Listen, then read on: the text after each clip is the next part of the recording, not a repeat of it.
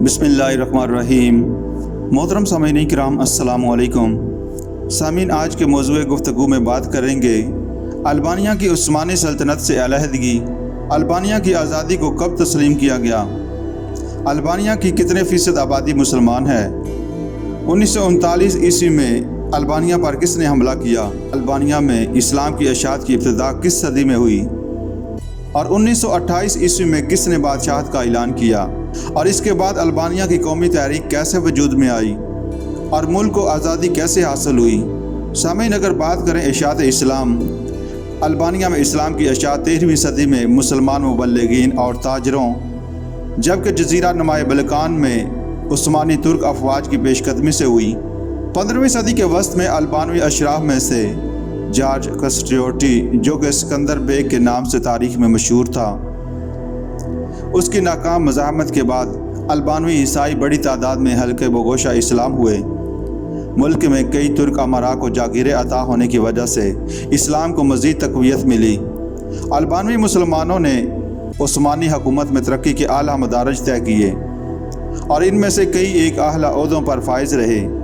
इनमें से ग्वाला के मोहम्मद अली पाशा ने मिस्र में अपनी हुकूमत कायम कर ली और जनीना के मोहम्मद अली पाशा और सेक्रेटरी के मोहम्मद अली बादशाह ने अपनी बढ़ती हुई क़ुव्वत के बलबूते पर उस्मानी हुकूमत से अलहदगी की नाकाम कोशिश की।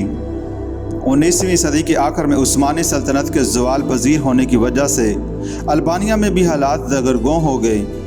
रूस और तुर्की की जंगों के दौरान बेलकान की सियासती मुसलमानों के खिलाफ मुतासर हुई। 1877-78 ईस्वी की जंग में रूसियों के हाथों तुर्कों की शिकस्त से बेलकान में ताकत का तवाज़न बिगड़ गया और दौले यूरोप ने मुदाखलत करके 1878 ईस्वी में बर्लिन के माहदे की रूह से तुर्की को मजबूर किया कि वो अल्बानिया की 2 बंदरगाहों और ज़िलों का मोंटेनेग्रो की छोटी सी ईसाई रियासत से इलाहा कर दें।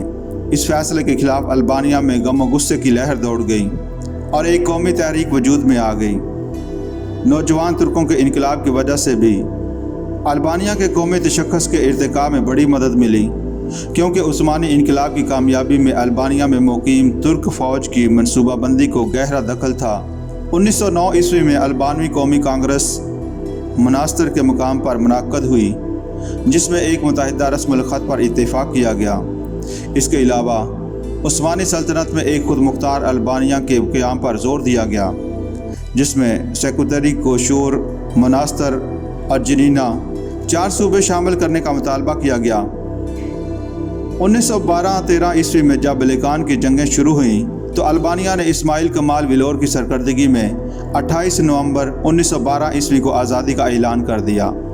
मुतहरबीन में से यूनान, बुल्गारिया और मोंटेनेग्रो ने अल्बानिया के हिस्से बखेरे करने की कोशिश की, लेकिन अल्बानिया की कौमी तहरीक की क़ुव्वत के पेश नज़र ईसाई क़ुव्वतों को चंदा कामयाबी हासिल न हो सकी। दौले यूरोप ने महाजा राई ख़त्म करने के लिए फ्लोरेंस के समझौता के तहत 1913 ईस्वी में विड के शहज़ादा विलियम को अल्बानिया का हुक्मरान करार दिया, लेकिन शहज़ादा चंद ही माह में मुल्की दुश्वारियों से घबरा कर अल्बानिया छोड़ गया।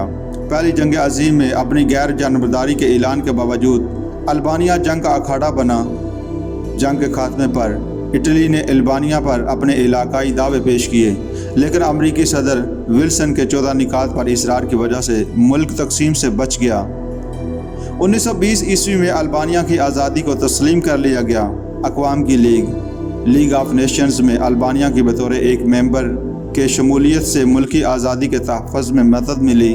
1921-22 ईस्वी के अरसे में अल्बानवी दानश्वरों और जमहूरियत पसंद अनासर ने एक लिबरल जमहूरी हुकूमत की तश्कील की कोशिश की। इस सिलसिले में अहमद बेग ज़ोगो को दिसंबर 1922 ईस्वी से फरवरी 1924 ईस्वी तक वज़ारत उज़्मा सुपर्द की गई, लेकिन मुल्की बदनज़मी और बगावतों की वजह से उसे मुल्क छोड़ना पड़ा। चंद माह बाद अहमद बेग ने यूगोस्लाविया की मदद से दोबारा इक़्तिदार हासिल कर लिया, ताहम इसने इटली की मदद से अपनी पोजीशन मुस्तहकम की। 1926-27 ईस्वी में अतालवी ताजरों को कई एक इक़्तिसादी मराहत दी, जिससे मुल्क में इटली का असर बहुत बढ़ गया। اگرچہ اس نے ملک کو اٹلی کی فسطائیت سے پاک رکھنے کی بہت کوشش کی، احمد بیگ نے 1928 عیسوی میں اپنی بادشاہت کا اعلان کر دیا۔ اس آئینی تبدیلی سے ملک میں آمرانہ نظام میں سہولت ہو گئی، لیکن اقتصادی اور انتظامی لحاظ سے البانیہ کو کوئی خاص فائدہ نہ ہوا۔ احمد بیگ نے اٹلی سے 50 ملین سونے کے فرانک کا بھاری قرضہ لے کر ملک کو اطالوی اقتصادی شکنجے میں جکڑ دیا، کیونکہ ملکی معیشت اس کی واپسی ادائیگی کی متحمل نہیں ہو سکتی تھی۔ بالآخر 1939 عیسوی میں مسولینی نے 1,00,000 اطالوی فوج سے حملہ کر کے البانیہ پر قبضہ کر لیا اور اطالوی بادشاہ وکٹر امانوئل ثالث کو البانیہ کا بادشاہ قرار دیا۔ البانیہ کا رقبہ 11,100 مربع میل ہے، جس کی 98% آبادی مسلمان ہے۔